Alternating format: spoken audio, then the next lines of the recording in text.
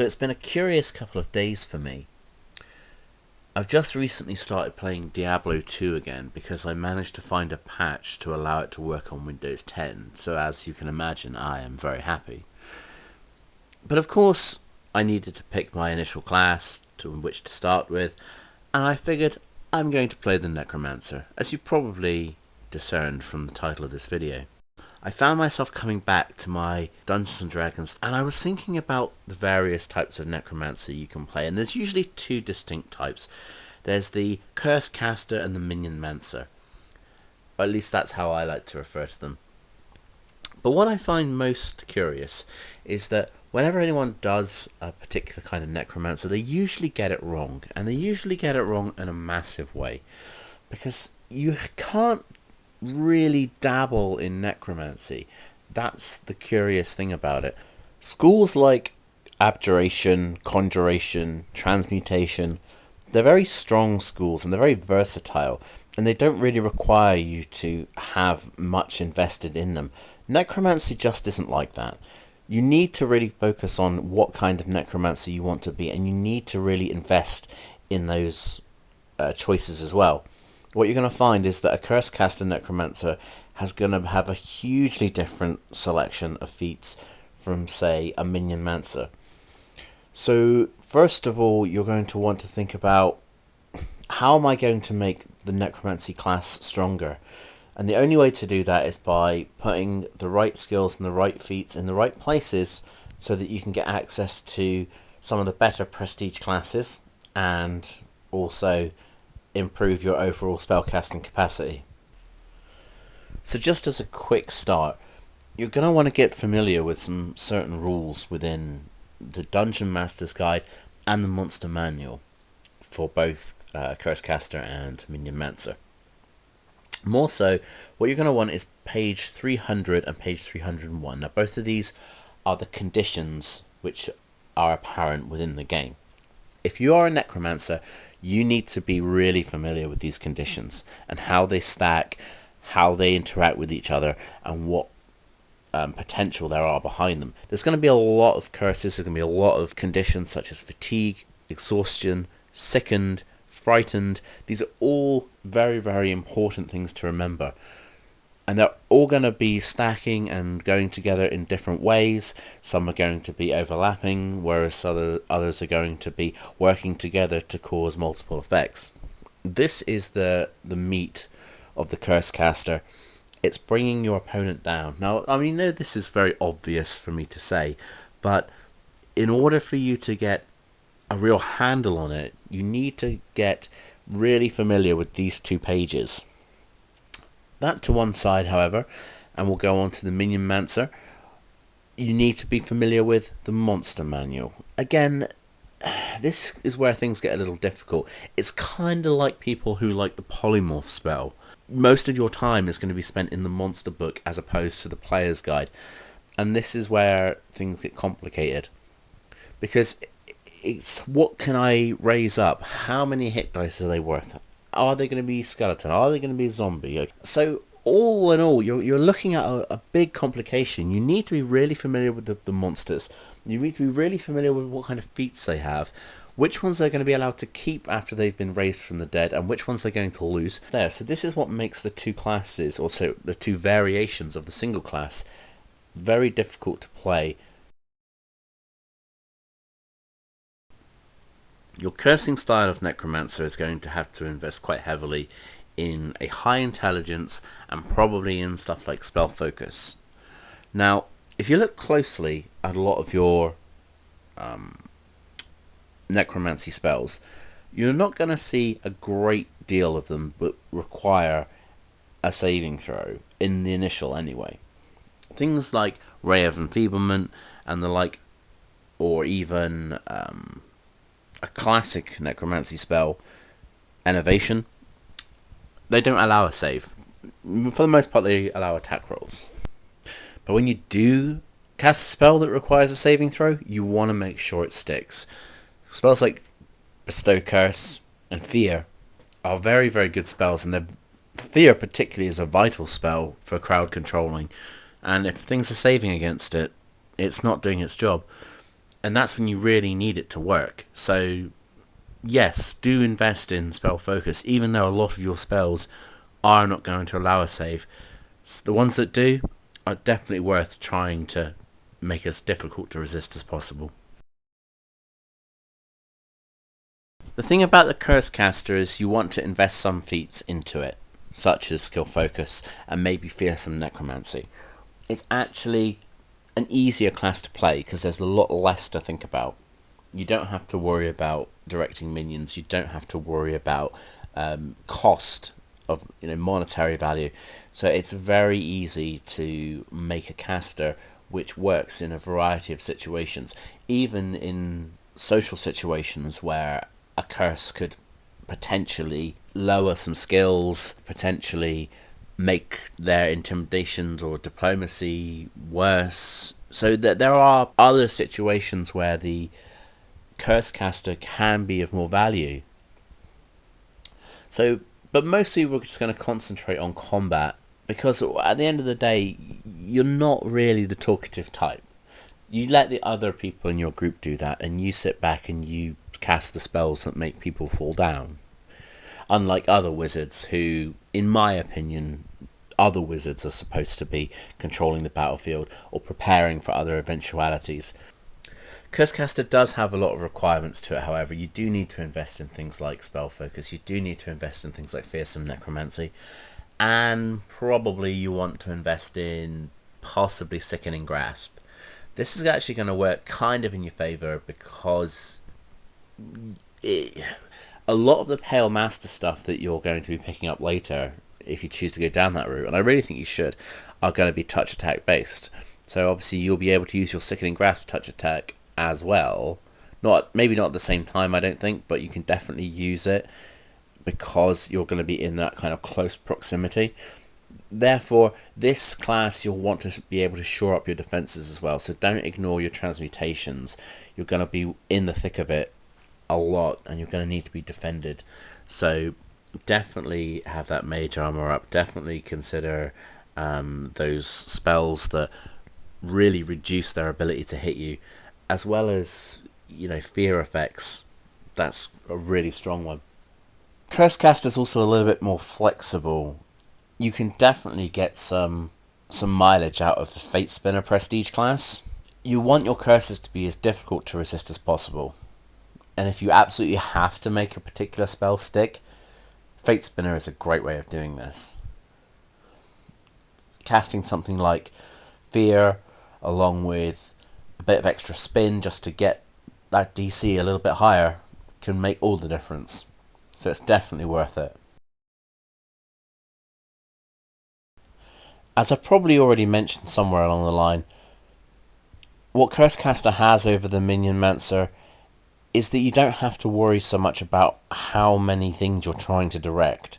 You don't have to consider the fact that there are numerous things that have to be positioned on the battlefield.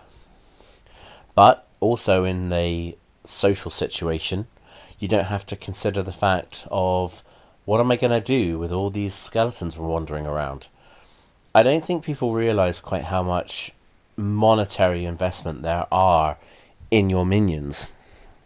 If you're going to go for the horde, then you need to, at the very least, buy a full-length hooded cloak for every minion that you raise.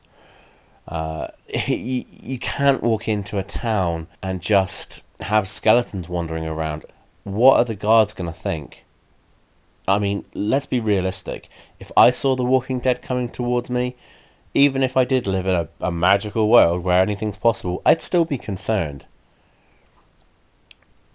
It's just not going to happen that way. However, a few hooded cloaks, they can pretty much disguise themselves. So, but it's monetary investment. Each of your skeletal warriors is going to want a sword of some description as well. You don't want to just be going at it with claws, unless you've invested in a feat like Chilling Touch, or I think it's called Chilling Touch. I'll look it up a bit later. But you don't want to be resorting to attacking with their bare hands. They want weapons of some description. You might be able to pick up the ones from the fallen allies, but again, if you need to replace weapons, it's money. On top of that, you do need to think about spellcasting. Mage armor, magic weapon. Obviously, you're going to want to cast those on as many different creatures as you can. So you're going to be looking at investing in feats like Chain Spell, where you can then cast a single spell on multiple targets. And you're going to want to consider low-level spells, as I say, like Mage Armor or Magic Weapon. This will then at least give your minions the ability to hit creatures that are otherwise immune to their attacks. But like I said, it's an investment. You need to then put spells aside per day for your minions, only leaving so many for yourself, for combat, and for non-combat situations if you're trying to do a little bit of everything. So there's always going to be some investment somewhere along the line.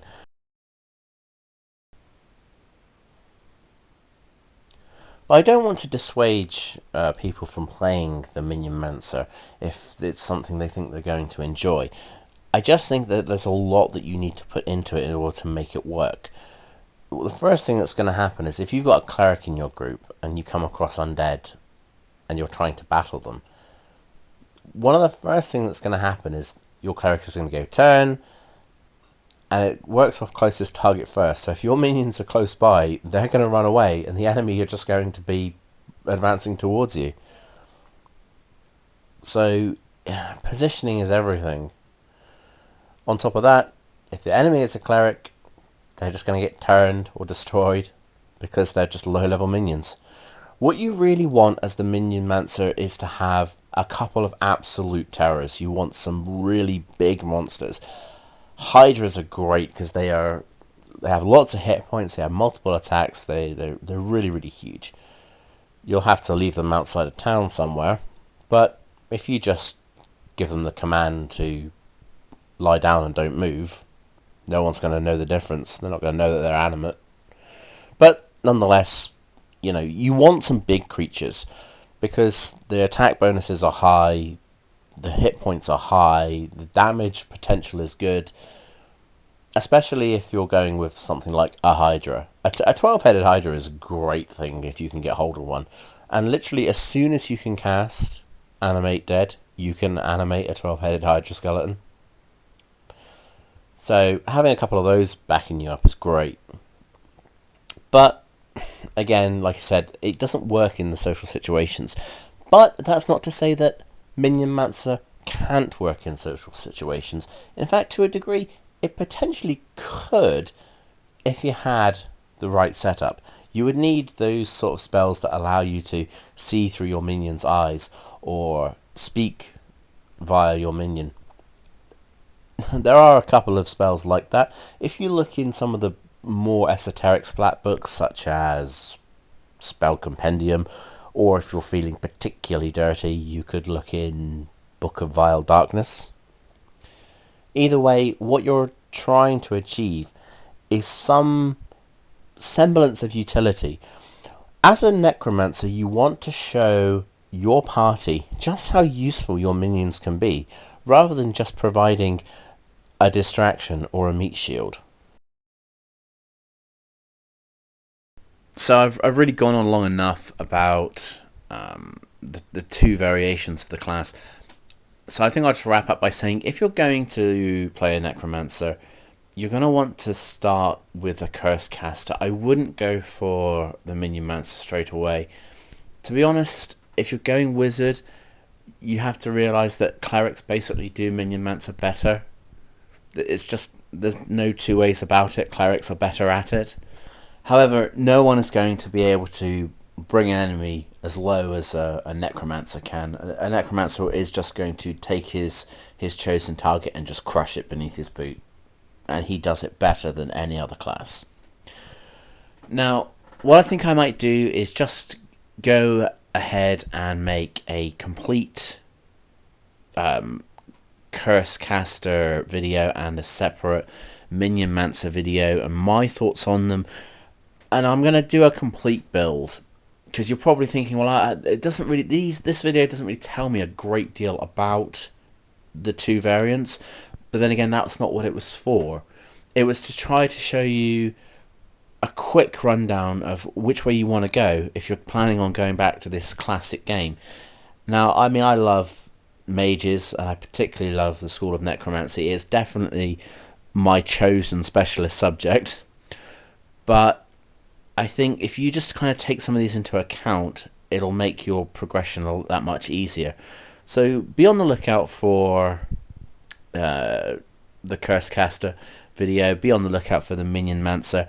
I'm going to go into a thorough build, and not just the physical attributes of the characters, but also you're going to get some personality of how to really build it.